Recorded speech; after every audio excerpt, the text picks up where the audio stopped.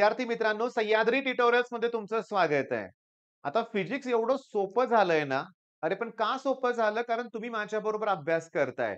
मी डेफिनिशनचा video दिला.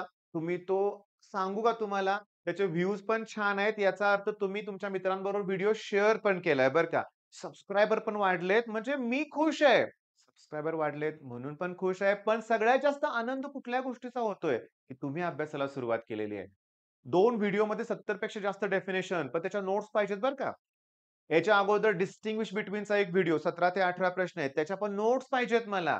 आणि आजच्या व्हिडिओमध्ये मी घेणार आहे काय सांगा बघू? Law of conservation of angular momentum. मग याचं प्रूफ, स्टेटमेंट सगळ्या गोष्टी आणि एक न्यूमेरिकल पण घेऊया बरं का. मेन पॉइंट काय मी तुम्हाला सांगू का? मग आता तुम्हाला फिजिक्स सोपा वाटतोय. अवघड वाटत नाहीये. का? तुमचा कॉन्फिडन्स वाढवायचं काम मी करतोय. बरोबर आहे? आणि मग आता तुम्ही काय केलं पाहिजे? मी तुम्हाला सांगतो. ही कन्सेप्ट इतकी छान तयार करा, की एक्झामच्या वेळेस नुसतं ना, विचारा कुठलाही प्रश्न येतोय मला. रिवाईज करायची पण गरज लागली नाही पाहिजे. एवढा छान अभ्यास करा. ओके. बरं सुरुवात करूया आपण. मी तुम्हाला काय सांगतोय बघा. माझा पहिला प्रश्न आहे Newton's second law of motion. तुम्हाला वाटेल मी हे का विचारतोय? पण सांगू का? According to Newton's second law of motion, rate of change of momentum म्हणजेच फोर्स असतो. ओके. म्हणजेच फोर्स म्हणजे मी काय घेऊ शकतो? डी बाय डी म्हणजे हे एक लक्षात घ्या. ॲक्चुअली कसा आहे फॉर्म्युला माहिती आहे का? मोमेंटचा चेंज करायचा आहे. म्हणजे मी काय करणार आहे? M-V minus M-you upon T. चला याच्यातून एम कॉमन काढा. मग एम कॉमन काढल्यावर काय येणार? V minus U upon T. अरे पण V minus U upon T म्हणजे असतं की ॲक्सेलरेशन आणि मास इंटू ॲक्सेलरेशन म्हणजे कोण? फोर्स. म्हणजे d by d rate of change of linear momentum म्हणजेच फोर्स. ओके. चला व्हेलॉसिटीची डेफिनिशन सांगा. व्हेलॉसिटीची डेफिनिशन काय? Rate of change of displacement म्हणजे मी असं घेऊ शकतो डी-आर बाय डी-टी. ओके. मग व्हेलॉसिटीचा formula d r by d t note down करून ठेवा. फोर्सचा फॉर्म्युला डी बाय डी बरोबर आहे. अँग्युलर मोमेंटमचा फॉर्म्युला आहे एम-व्ही-आर बरं का बाळांनो. अँग्युलर मोमेंटमचा फॉर्म्युला आहे एम-व्ही-आर. त्यातलं मास इंटू व्हेलॉसिटी म्हणजे लिनियर मोमेंटम. मग चला हा फॉर्म्युला आहे. अरे, असं लक्षात ठेवा एम-व्ही-आर आणि आठवा बोहोर्स सेकंड पोस्टुलेट मध्ये सुद्धा हा फॉर्म्युला मला लागतोय. Angular momentum of revolving electron. Gyromagnetic रेशोच्या डेफिनेशन मध्ये पण अँग्युलर मोमेंटम आहे. तिथे सुद्धा हाच फॉर्म्युला आहे एम-व्ही-आर. म्हणजे अभ्यास करताना असा करा, की मला नुसतं त्या एवढ्या एका लॉचं स्टेटमेंट नाही रे करायचं. मला त्यासाठी लागणाऱ्या सगळ्या गोष्टी कळायला पाहिजेत लक्षात घ्या. आलंच पाहिजे. ओके. आणि अजून एक गोष्ट शिकवायची आहे मला. मी ची व्हॅल्यू बघा मी काय देतोय एक्स इंटू साइन एक्स. आता हे काय प्रकार आहे? मॅथ्स कशाला घेतलं? सांगतो. मी याचं डेरिव्हेटिव्ह काढतो विथ रिस्पेक्ट टू एक्स म्हणजे वायचं डेरिव्हेटिव्ह डी-वाय बाय डी-एक्स आणि इथं मला यूज करायचा आहे प्रॉडक्ट रूल. पण थांबा मी चेंज करतोय तुमच्यासाठी. मी ठीक आहे करतो प्रॉडक्ट रूल वापरतो पहिल्यांदा. शिकवतो. First term as it is आणि derivative of the second term जे काय असेल त्याचं derivative plus second term as it is. Okay. आणि डी बाय पहिल्या टर्मचं काय सांगा? डेरिव्हेटिव्ह. म्हणजे मला हा जो प्रॉडक्ट रूल आहे तो सुद्धा आता लागणार आहे. मला हे सगळ्या कन्सेप्ट लागणार आहेत. चला सुरुवात करूया आपण. सुरुवात करूया प्रूफला आपल्या. ओके बघा. अरे पण स्टेटमेंट काय आहे? तेच मी सांगितलं नाही तुम्हाला. जर एक्स्टर्नल अनबॅलन्स्ड टॉर्क सिस्टमवर ॲक्ट होत नसेल, तर अँग्युलर मोमेंटम चेंज होत नाही याचाच अर्थ ती कॉन्स्टंट राहते. कन्झर्व्हड होते. आहे तशीच राहते. ओके. पण मला सांगा अँग्युलर मोमेंटम ही जर कॉन्स्टंट टर्म असेल, अँग्युलर मोमेंटम ही जर कॉन्स्टंट टर्म असेल, तर मॅथ्स मधली आणखीन एक कन्सेप्ट सांगतो, की कॉन्स्टंट टर्मचं डेरिव्हेटिव्ह 0 असतं. ते पण आपल्याला लागेल बरं का. तर मॅथ्स नाही आहे ना सब्जेक्ट, पण मी घेतो ना सगळं एकदम बेसिक तुमचं.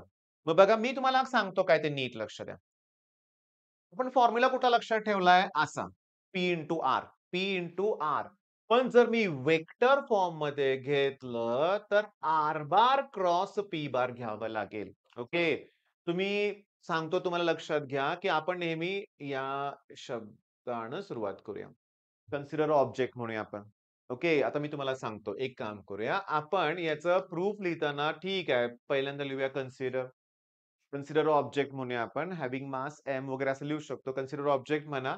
लेट म्हणा. एम म्हणजे मास त्याचं, व्ही म्हणजे कोण आहे? व्हेलॉसिटी, आर म्हणजे ती डिस्प्लेसमेंट म्हणूया आपण. ओके. त्याच्यानंतर मी तुम्हाला सांगू का? अजून आपण करू शकतो, की पी म्हणजे लिनियर मोमेंटम, एफ म्हणजे फोर्स. हे सगळं तुम्ही लिहू शकता. टी म्हणजे असं हे सिम्बॉल बरं का. टॉर्क म्हणूया आपण. ओके. आणि एल म्हणजे कोण? Angular momentum. एवढं लिहा. त्याच्यानंतर आपण लिहायचंय की वी नो दॅट बघा, वी नो दॅट की L bar equals to R bar cross P bar. इथून खरं आता प्रूफ स्टार्ट होईल. L bar equals to R bar cross P bar बरं का. आता काय करायचं आहे तुम्हाला डिफरन्शिएट करायचं आहे विथ रिस्पेक्ट टू टी बरं का बाळांनो. त्याच्यामुळं डीएल बाय डीटी येणार. इकडं आपण असं लिहूया डी बाय डी पण बाळांनो आता मध्ये क्रॉस प्रॉडक्ट आहे बरं का. क्रॉस प्रॉडक्ट वेक्टर मधला क्रॉस प्रॉडक्ट म्हणलं की डायरेक्शन्स इम्पॉर्टंट आहे. ते क्रम महत्वाचा आहे.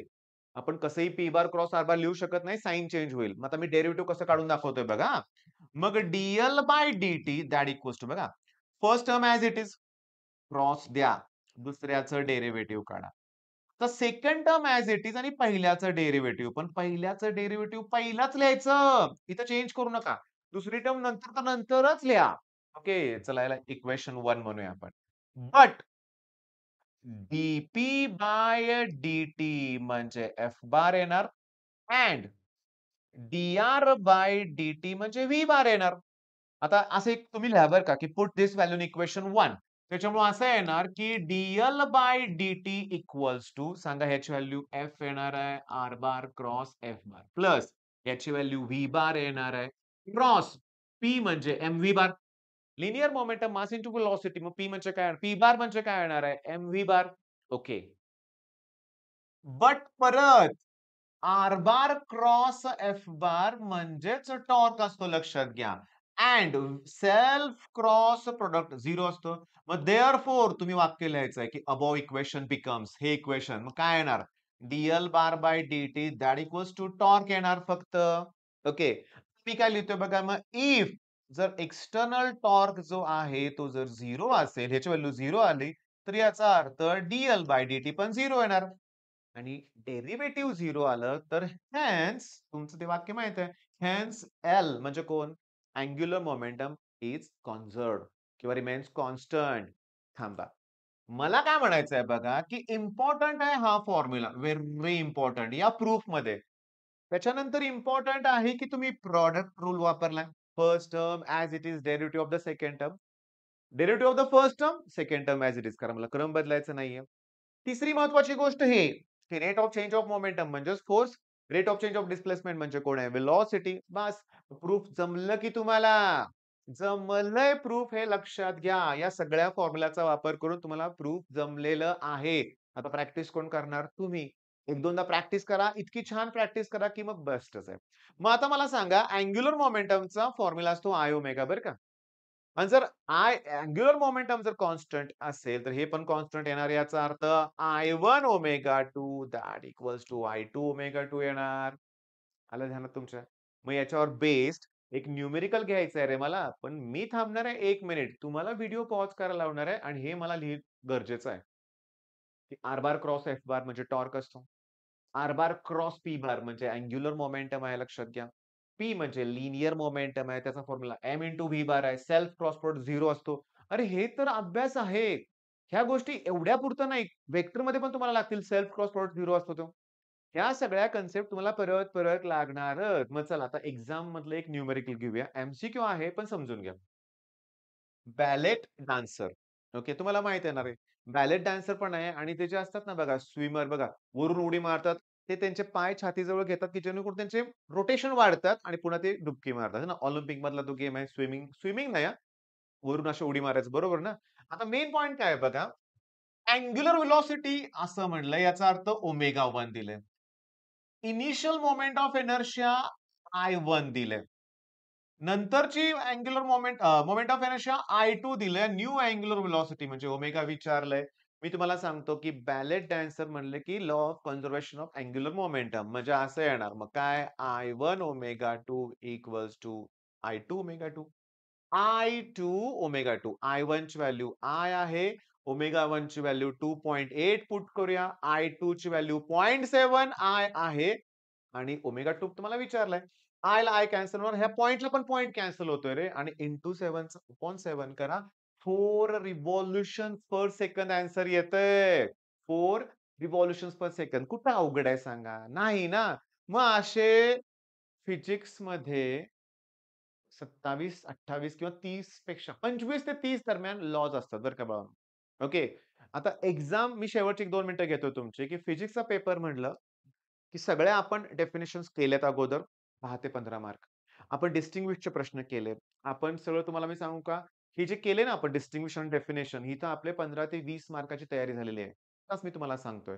त्या जर तुम्ही असे न्यूमेरिकल्स केले, एखाद्या लॉचं स्टेटमेंट, त्याचं प्रूफ आणि विथ न्यूमेरिकल केलं, अजून 10-12 मार्क वाढले.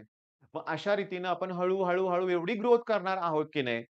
पण वेळ कुठे? आता हळू वर्षभर नाहीये आपल्याकडे वेळ. महिनाच उरलाय लक्षात घ्या. त्यामुळे पेटून उठून अभ्यास केला पाहिजे. तुम्ही कुठली आता वाट बघताय?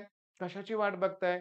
मॅरेथॉन लेक्चर पाहिजे, लास्ट मोमेंट लेक्चर पाहिजे, लास्ट मिनिट रिव्हिजन हवी आहे. अरे सगळेजण करतायत, देतायत. पण मी अशी मुलं बघितलेत. अरे आपल्याच चॅनलवर मी तुम्हाला सांगतो. जस्ट मी तुम्हाला आता प्रूव्ह करून मी तुम्हाला प्रूफ नाही करत. म्हणजे मी तुम्हाला सांगतो, एक ग्राफ दाखवतो. व्ह्यूचा ग्राफ बरं का आपला. ठीक आहे. असा ग्राफ असतो आणि हे असा ग्राफ असतो. हां. ओके. म्हणजे हा काय प्रकार आहे सांगतो. एकदम एवढे व्ह्यूज वाढलेले असतात. हां, एकदम. ते वाय-टी ॲपमध्ये आम्हाला कळतं ना चॅनलचं सगळं. एवढे व्ह्यू का वाढले माहितीये का? इथं असतो फिजिक्सचा पेपर. मग त्या दिवशी बघितलं का? म्हणजे मी अशी मुलं बघितलेत, की माझे ना 3-4 महिन्यात जेवढे व्ह्यूज होत नाहीत ना, तेवढे एका दिवसात होतात फिजिक्सच्या आदल्या दिवशी. अरे पण इतका उशीर? नाही, आत्ता हीच वेळ आहे. तुम्हाला हा लॉ परफेक्ट करायचा आहे. आणि कधीही विचार स्टेटमेंट आलं पाहिजे, की एक्सटर्नल अनबॅलन्स्ड टॉर्क ॲक्ट होत नसेल. In the absence of external unbalanced torque, angular momentum gets conserved. But proof R bar cross P bar. Next step product rule, derivative. Next step फोर्सची व्हॅल्यू आणि व्हेलॉसिटीची value put करायची. Next step self cross product 0 आहे. झालं ना proof. मग करा ना. आणि व्हिडिओ आवडला तर लाईक करायला विसरू नका. ओके. मित्रांबरोबर शेअर तुम्ही करताय त्याबद्दल मनापासून धन्यवाद.